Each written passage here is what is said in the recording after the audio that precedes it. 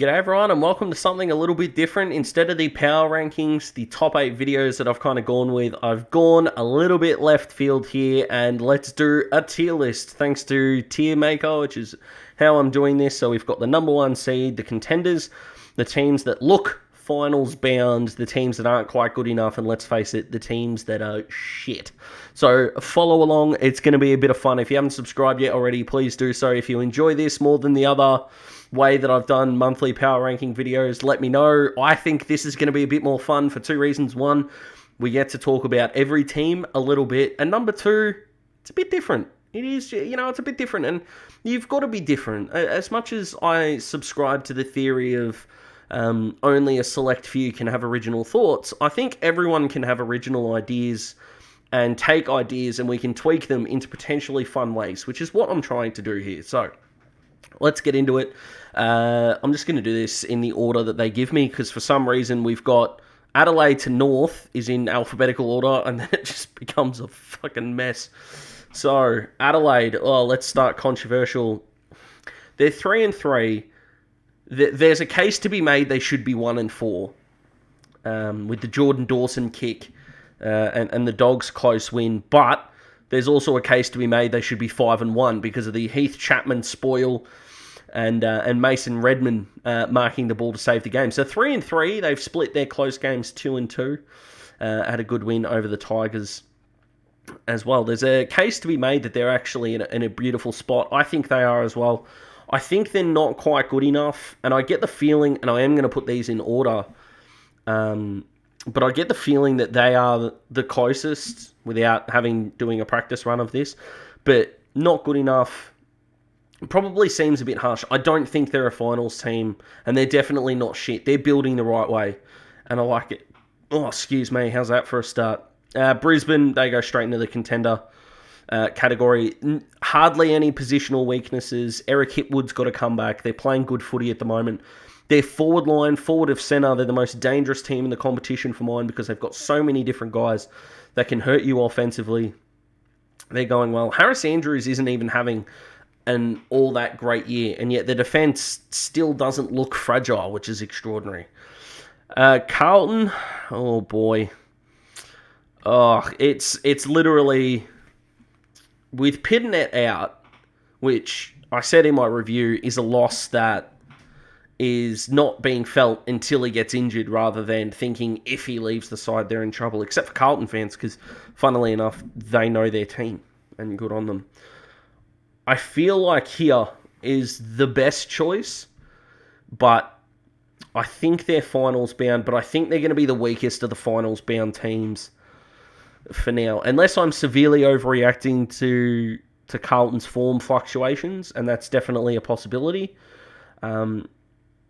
But finals bound, I'm comfortable enough with that, but I don't think they're going to be one of the stronger finals bound teams. Collingwood, they're not good enough yet. They're just not. Adelaide, so is it Collingwood or Adelaide? Adelaide have got tall forwards. They've got Himmelberg, Gallant, Walker, whereas Collingwood have got me and Darcy Cameron in that order. So, yeah, I think Collingwood go just behind Adelaide. Both midfields are fantastic. I think Collingwood have got the better defence than the Crows do at the moment. But, yeah, to be a better team, you've got to be able to score. And I like Adelaide's potential to score more than Collingwood's. Essendon,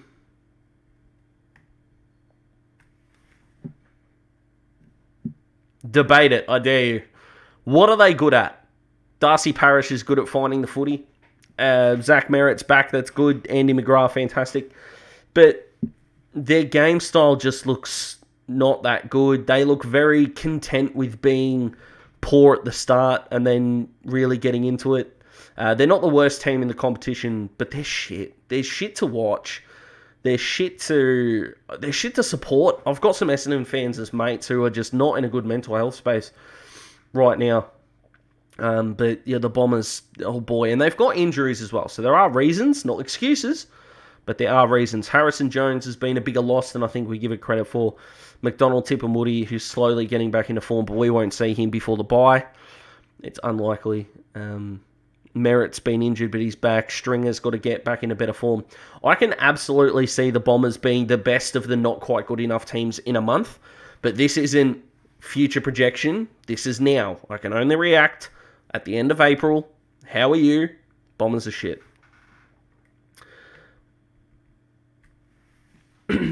Yep. And the reason why they're going to struggle when it comes to the content... yeah, they need to be able to score. Actually, Matt Taberner's got a hamstring strain, so let's put them ahead of Carlton. If they don't make finals from here, it's a massive disappointment. It's as simple as that. It's as simple as that. They're the only team in the competition to win every last quarter. They've played some semi-decent teams.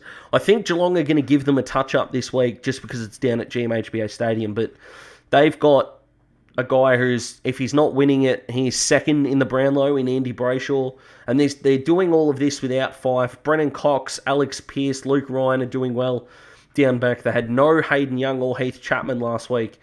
If Jai Miss can come good in the next couple of years, which is a bit earlier than you need your tall forwards to, but there is a bit of pressure on him at lower level, Freo can win a flag in 3 years.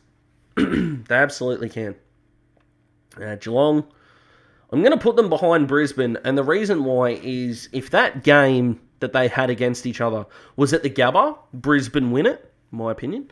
And if it's on a neutral field, it's probably 50-50, but I'm taking Brisbane only because I think Brisbane have got more offensive weapons. Geelong have got the quantity of weapons, the quality of weapons, my bad, with Hawkins and Cameron, who can just pile it on, and then they're kind of hunting goals from other sources. Whereas Brisbane, they've got quantity. All quality players, but they've got quantity of forwards that can kill you. Rayner, Bailey, Hipwood, Danaher, McStay, who, although hasn't really kicked a bag this year, is still a solid player, and Collingwood will probably offer him $600,000 a year for 6 years, but whether he deserves that or not is something else. Charlie Cameron, Lincoln McCarthy, these guys. So Brisbane, Geelong on a neutral field. I take Brisbane by a kick. Gold Coast. Oh, they're 2-4. Oh, I think they're shit. And it's Ben King's injury. Matt Rowe's been a bit iffy. Are they better or worse than Essendon? Midfield. Essendon have got a better midfield. I think Essendon's defense, it's not great. Forward power, I think I'll have the Bombers there. That's really symmetrical, actually, at the moment. That's fantastic. Yeah, so the Gold Coast, they're in strife. They're in real strife at the moment. And it's not good. It's not okay what's happening. And I feel for Stewie Dew because I think he can coach, but he can't coach this group. And that's what's going to kill him. And I really hope that if he is let go, and he probably will be at the end of the year, that he's given an opportunity elsewhere, because the Gold Coast are such a shit situation at the moment that I don't think any new coach could thrive there. Look at Bluey McKenna, was one of the most highly touted assistants when he started there. And who would have thought we're sitting here now and Guy McKenna is still their most successful coach? Interesting. Anyway. Giants, they're shit too. Bombers, yep. Excuse me. Giants are shit. For the quality and the expectation that we've got of the Giants, their midfield is awesome. Their defense, even without Phil Davis, was supposed to be settled. Whitfield, Cumming, Iden, who am I missing? Nick Haynes. These guys, they are not gelling at the moment, but let's not blame the defense for a moment. This fucking GWS midfield right now are embarrassing themselves. Kelly, Canelio, Taranto, Hopper's injured at the moment, so he's excused from this, but Tom Green's been outstanding. This is a group of midfielders that should be top 6 in the comp. And right now, they're playing like bottom 6 in the comp. So, yes, are these tiers a little bit about expectation? Sure, a little bit. We're still in April. But I would happily take Adelaide and Collingwood's list and the way they're playing over the Giants at the moment. It's as simple as that. The Hawks, I can understand if you put them here. I really can, because it's now 2 of the last 3 weeks that the Hawks have fallen away. So if you want to call me biased, I understand if you think it's wrong, but I'm going to put us in the not good enough camp. I think we've got better weapons than the Pies, but the Hawthorn midfield is just... It's not good. Jimmy Walpole, I don't know what's going on, because everyone says it's the Tom Mitchell factor, and you could be right, but Titch has taken the least amount of centre bounces in the opening 6 rounds that he has his entire career, and Walpole just hasn't stood up, had 5 disposals in a game, got dropped, came back for the Geelong game as the sub, went on when Ned Reeves got subbed off and was good in patches. Another 11 disposals on the weekend. He needs to go back to Box Hill and have 35. Jaeger was really, really good. Titch has had good moments, but we need the next crop to come through. We've got to be patient about it, and we are. I love Josh Ward. I really do. Conor Mcdonald is an extremely composed young player who'll get better, and Jai Newcomb has had 54 disposals in the last fortnight and looks exciting. So the Hawks, we're not good enough yet. Are we better than Collingwood? I'd say no, because we've got some veterans as well in Wingard, Gunston and Bruce, who just aren't really getting it done a lot at the moment, whereas the Pies, Pendlebury's been outstanding, Crisp has been outstanding, although he's not a veteran. Even Will Hoskin-Elliott's been tidy at times, like a Gunston's been tidy at times, but I think Collingwood are just ahead of the Hawks at the moment, which is a bit flattening. No, Melbourne are definitely not there. It's that simple. Debate it if you like, but Simon Goodwin's going to be out. He'll be in isolation along with Luke Jackson at the time of recording. So, again, sucks to be Melbourne, but they're not missing... they are missing a lot, but they're not going to miss out on a lot because they're going to do things to Hawthorn that are going to seem illegal. I know they've played 11th, 12th, 13th, 14th, 15th and 16th on the ladder so far, but they don't control that. So they're ironing out the kinks against some poor opposition. They'll get good opposition coming, and from there we'll see what they can do. But right now, they look unbeatable, even though they won't go undefeated. That's the point. North. And it's not close. The Sydney game, they were really good. The Hawks game, they were pretty good. And that's it. This is really bad for a team that went midfield first for 3 drafts. And those midfielders haven't come along. Will Phillips can't get a game. I know he's injured, but, hasn't shown his ascension yet for reasons outside of his control. Tom Powell can't get a game for reasons I don't understand. Charlie Lazaro, he's been good last year. Again, haven't seen a lot of him this year. Eddie Ford, I know, is a forward, but just their drafting decisions have been weird there.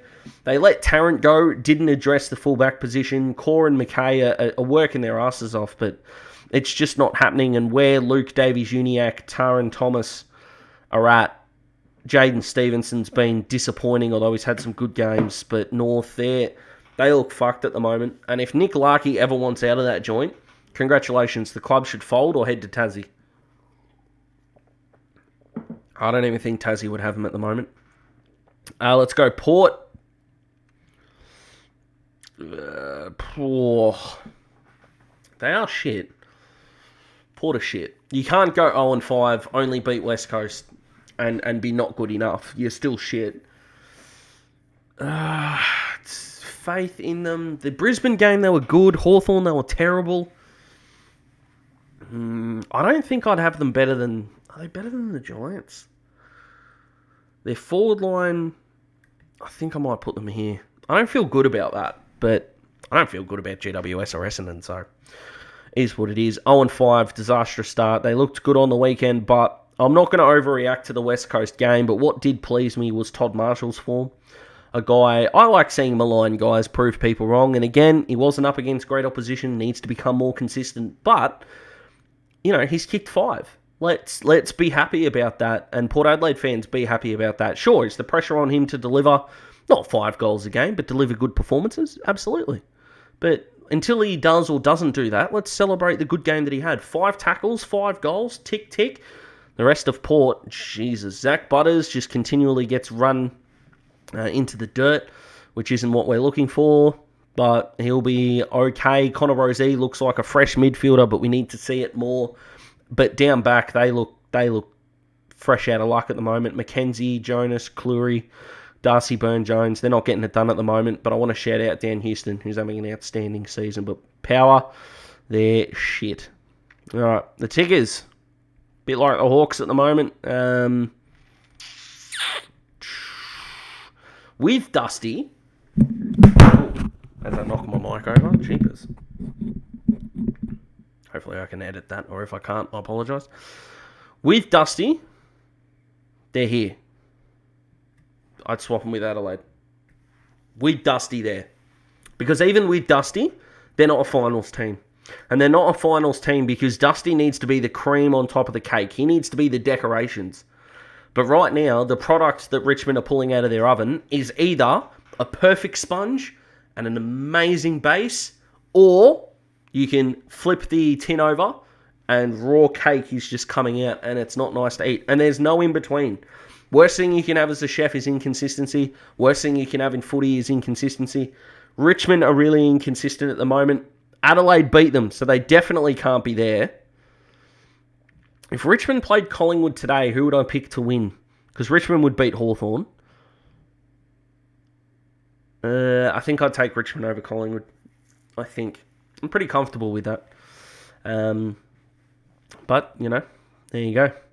At this point in time, that's where I see Richmond. I think that might get a bit of disagreement, but they're older guys, a bit like Hawthorn in a sense, that Lynch isn't firing, Shane Edwards isn't firing, Cochin's been pretty good, so I'll give him that, but down back, they're looking a bit more sure of themselves, but their pressure through the midfield is non-existent at the moment, and yeah, Thompson, Dow, Riley Collier-Dawkins, Jack Ross, these guys, they need time, and that's okay, that's just where Richmond are at, so I think the fans that think that Richmond are going to be bad for a decade, I think they're wrong, and the Richmond fans that still think they can win a flag are wrong.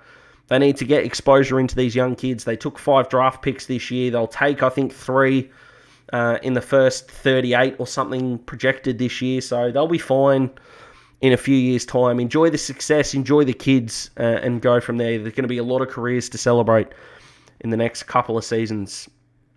The Sainers. I'm putting them ahead of Carlton. Am I putting them ahead of Carlton? I think I'm going to put them ahead of Carlton. My instincts tell me because they've got a more well-rounded midfield. And the Saints aren't really letting teams kick big bags against them in a row. They've got a really dynamic forward line now, and I'm loving what they're doing down back, even though I still think they're a centre-half back short. They got a lot of momentum at the moment. Steele, Sinclair, Crouch, that's an outstanding centre bounce. And they've got more guys to roll through there. For St Kilda to be doing what they're doing without Caulfield, Clark, Zach Jones, and the way they've been able to reinvent Brad Hill puts them ahead. I know St Kilda beat Freo, so you might be thinking, Daz, what the fuck, man? What are you doing? Like, come on, Max King's a star. They can score. Freo might not. Yada, yada, yada. I understand that. I really do. But Freo, for mine, are the ace in the pack. These guys are tied up for me. And yes, St Kilda won away from home. So you can think I'm wrong about that. But as we stand right now at the end of April, so if Freo played St Kilda tomorrow, I think Freo win at Perth. I think St Kilda win in Melbourne. And on a neutral ground, so like if they played at Adelaide Oval, I think Freo get over the line just. What a ripping game that would be, though. Sydney. Welcome to the contender spot. And I'm going to put you ahead of Geelong. I think they've got a really well-rounded system. I think they've got a really well-rounded midfield. Their defensive stocks are a little bit down with Paddy McCartan going down, and I wish him all of the very best. But I think the Swans have got, a bit like Brisbane, too many guys forward to centre that can kill you. Hayden McLean's come on this year. Logan McDonald, I think he's still got a bit of development in him, and I expect him to get dropped this week. But they've got him as well. They should expect Tom Papley back, which would be outstanding. Will Hayward can kick goals. Isaac Heaney, the ace in the pack as well. So it's Sydney just ahead of Geelong. For me, the Eagles, they're crap. I mean, it's like picking which testicle you want cut off this, innit? Let's see. I mean, West Coast have gone through more than North this year, injuries and COVID-wise. But they just lost by 14 goals. North have lost by over 100. So yeah, I'll put West Coast there. They need to rebuild and quickly. Greg Clark's going to make his debut this week, which is awesome. They've got Campbell Chesser, who's coming back from an injury, and we should hopefully see him post-bye, which would be outstanding. They're going to get a number 1 pick, and if I was them, I'd be looking at Elijah Cetus and George Wardlaw, or even a Braden George, looking at those 3 fellas and thinking which one would best suit our system, because Elliot Yeo, Luke Shuey, and Tim Kelly isn't working at the moment. I don't know where Jack Redden's footy career's at, and Sam Petrevski-Seton, it was the most obvious thing in the world that wasn't going to work out, and right now he just hasn't delivered the results that he should. The Eagles, they need as much quality as they can. They've got Rhett Bazzo and Jack Williams, so their tall timber at the moment is still looking good. They need Oscar Allen back, as we know. So I've got a bit more faith in the Eagles than North at the moment. And the Bulldogs, sure. I honestly think, do we really have 7 shit teams in the competition right now? I think we do. I think the Bulldogs need to go there because their strength, their midfield, is what lost them the game against the Crows, which is not good. Rory Laird, Ben Keys absolutely ripped them a new asshole down in Ballarat. So I've got no faith in their centre-half back stocks. Tim O'Brien's doing to Dogs fans what he did to Hawks fans for a decade, so enjoy that. And up forward, it's Norton or no one. Waitman kicked 5 against North, but hasn't done a hell of a lot since. So I think that's where I'm going to lead it. Melbourne are the number 1 seed. Brisbane, Sydney, and Geelong are the contenders for mine. Freo, St Kilda, Carlton, finals bound. And I still think that 8th spot is absolutely up for grabs. Adelaide, Richmond, and Collingwood. Not good enough and shit. There should just be a row there for Hawthorn, because I don't think the Hawks can make the 8. The Bulldogs, if they get it together, they've got a good run coming up. Could make a run, but again, like I say, at the end of April, they're still shit. Port Adelaide, they've been shit, but a good win on the weekend. The Giants, their expectations have made them shit. The Bombers, they're nowhere near good enough. And it's just bad. Gold Coast, West Coast, North are just train wrecks at the moment. So the 8th spot is still up for grabs. So I've got 7 teams that look like they're finals bound, and I've got 11 teams there that are struggling a touch. Where do you guys sit? What do you agree with? What do you disagree with? Comment below. Let me know. If you enjoyed this format, let me know. And once again, if you haven't subscribed, please do so. Trying to hit 1,000 before grand final day. Looks like a long shot, but hey, man's got a dream, right? Enjoy this, guys. Supercoach video will be coming out very shortly. It was not a good week for me, and with the Grundy news, it's about to get worse. And the tips video for round 7 is going to be coming as well. 7 out of 9 last week. So a really, really good fortnight, and hope to continue that momentum. So take it easy. I'll see you in the next video, guys. Goodbye.